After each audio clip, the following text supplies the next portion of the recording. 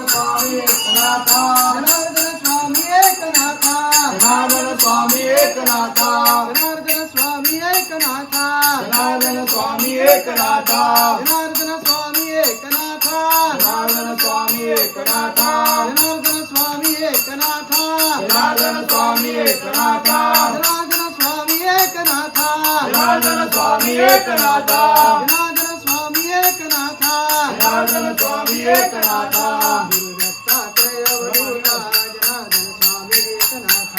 गुरु दत्तात्रेय अवधूता जनार्दन स्वामी एकनाथा गुरु दत्तात्रेय अवधूता जनार्दन स्वामी एकनाथा गुरु दत्तात्रेय अवधूता जनार्दन एकनाथा गुरु दत्तात्रेय अवधूता गुरु दत्तात्रेय अवधूता जनार्दन स्वामी एकनाथा जनार्दन स्वामी एकनाथा जनार्दन स्वामी एकनाथा जनार्दन स्वामी एकनाथा एकनाथ स्वामी महाराज की जय गुरुदेव दत्त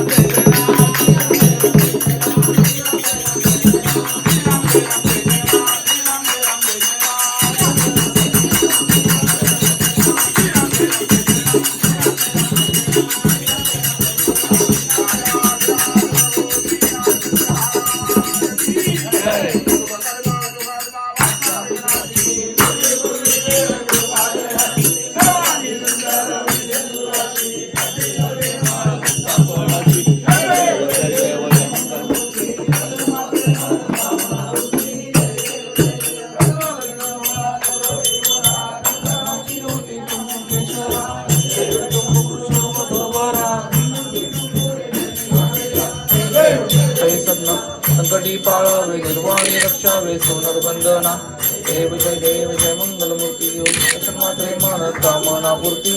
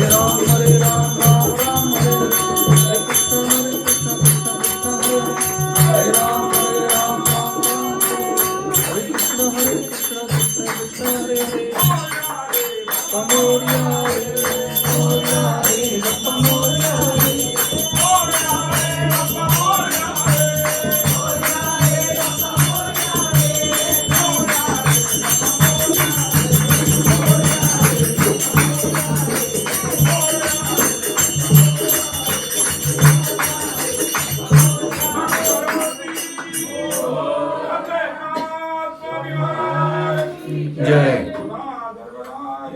तुझा घडावा तुझे कारणी देह माझा पडावा उपेक्षू नको गुणवंता अनंता प्रभुनायका मागणे हेची आता रघुवीर समर्थम त्या ठिकाणी मन जाय माझे त्या ठिकाणी निजरूप तुझे मी ठेवितो मस्तक ज्या ठिकाणी तेथे तुझे सद्गुरुपाय दोन्ही आज की जय दत्त मोरया.